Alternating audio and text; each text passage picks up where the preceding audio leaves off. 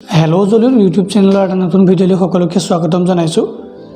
আপোনালোক সকলোৱে অলৰেডি গম পাই গৈছে যে এইচএছ এক্সাম মেট্ৰিক এক্সামৰ ৰিজাল্ট অলৰেডি দিলে। কিছুমান ষ্টুডেণ্ট এনেকুৱা আছে যিসকলে এই এক্সামটোক লৈ ফুল্লি ছেটিছফাই নহয়, অৰ্থাৎ তেওঁলোকে ভাবিছিল যে এক্সাম দি ৰিজাল্ট যিটো দিব সেইটোত তেওঁলোকে যিটো ছেটিছফাই হ'লহেঁতেন, এই এক্সামটোত সিমান ছেটিছফাই হোৱা নাই।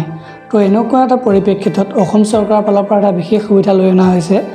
এটা বিশেষ পৰীক্ষাৰ যোগেদি তেওঁলোকে যিসকল ষ্টুডেণ্টে নিজৰ এক্সামটোক লৈ ছেটিছফাই নাছিলে বা নিজৰ মাৰ্কটোক লৈ ছেটিছফাই নাছিলে, তেওঁলোকে নিজৰ এক্সামটো দিব পাৰিব। কেনেকৈ এক্সামটো দিব পাৰিব, কি কি প্ৰক্ৰিয়া আছে, কেনেকৈ এপ্লাই কৰিব লাগিব, এই সকলোবোৰ কথা এই ভিডিঅ'টো আপোনালোকক জনাবলৈ চেষ্টা কৰিম।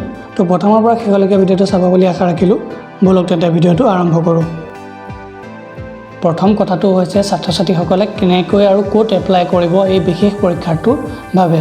এপ্লাই কৰিবৰ বাবে ছাত্ৰ ছাত্ৰীসকলে তেওঁলোকৰ যিখন বিদ্যালয়ত পঢ়ি আছিল, যিখন বিদ্যালয়ত তেওঁলোকে পঢ়ি আছিল সেই বিদ্যালয়খনলৈ যাব লাগিব। সেই বিদ্যালয়খনত গৈ পেলাই তেওঁলোকে সেই বিশেষ এক্সামটোৰ বাবে এপ্লাই কৰিব পাৰিব। এপ্লাই কৰিবৰ বাবে গভৰ্ণমেণ্টৰ ফালৰ পৰা এটা নিৰ্দিষ্ট সময়সীমা বান্ধি দিছে। সেই সময়সীমাটো হৈছে 9 আগষ্টৰ পৰা 16 আগষ্টৰ বিয়লি 5 বজাৰ ভিতৰত তেওঁলোকে এই বিশেষ এক্সামটোৰ বাবে এপ্লাই কৰিব পাৰিব। ইয়াৰ উপৰিও এই এক্সামটোৰ বাবে গভৰ্ণমেণ্টৰ ফালৰ পৰা কিছুমান বিশেষ গাইডলাইন দি দিছে। সেই গাইডলাইনসমূহ হৈছে অলৰেডি যিটো এক্সামৰ ৰিজাল্ট দিলে, সেই এক্সামত যিটো ব্যৱহাৰিক পৰীক্ষাৰ নম্বৰ অৰ্থাৎ প্ৰেক্টিকেল মাৰ্ক যিটো দিয়া হ'ল, সেই প্ৰেক্টিকেল মাৰ্কৰ কোনো পৰিৱৰ্তন নহয়।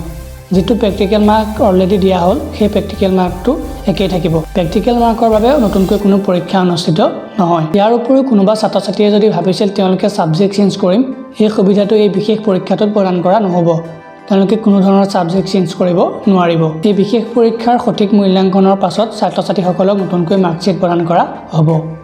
এই বিশেষ পৰীক্ষাটোৰ বাবে এডমিট কাৰ্ড লাভ কৰিবলৈ হ'লে ছাত্ৰ ছাত্ৰীসকলে তেওঁলোকৰ সংশ্লিষ্ট পৰীক্ষা কেন্দ্ৰৰ ভাৰপ্ৰাপ্ত বিষয়াৰ ওচৰলৈ যাব লাগিব। তাত গৈ পেলাই তেওঁলোকৰ যিখন মাৰ্কশ্বিট, যিটো এক্সামৰ ৰিজাল্ট অলৰেডি দিলে, সেই মাৰ্কশ্বিটখন ভাৰপ্ৰাপ্ত বিষয়াৰ ওচৰত জমা দিব লাগিব। তাত গৈ তেওঁলোকে নতুনকৈ এডমিট লাভ কৰিব পাৰিব। তাৰ উপৰিও সকলোতকৈ গুৰুত্বপূৰ্ণ কথাটো হ'ল যোগ্যতা। কোনসকল ছাত্ৰ ছাত্ৰীয়ে এই বিশেষ এক্সামটো দিব পাৰিব। তো যোগ্যতাৰ ক্ষেত্ৰত গভৰ্ণমেণ্টৰ ফালৰ পৰা কিছুমান গাইডলাইন দি দিছে। সেইসমূহ হ'ল নিয়মীয়া, বেটাৰমেণ্ট, ৰিপিট, কম্পাৰ্টমেণ্টেল, এই সকলো শ্ৰেণীৰ ছাত্ৰ ছাত্ৰীসকলে এই বিশেষ এক্সামটো দিব পাৰিব। তো বন্ধুসকল, আজিৰ এই ভিডিঅ'টোত আপোনালোকক এই বিশেষ এক্সামটো কেনেকৈ দিব পাৰিব, কি কি প্ৰক্ৰিয়া কৰিব লাগিব, নিৰ্দিষ্ট সময়সীমা, এই সকলোবোৰ কথা জনাবলৈ চেষ্টা কৰিলোঁ। তো ভিডিঅ'টো চাই যদি ভাল পালে তেন্তে অনুগ্ৰহ কৰি চেনেলটো ছাবস্ক্ৰাইব কৰি দিব। ধন্যবাদ।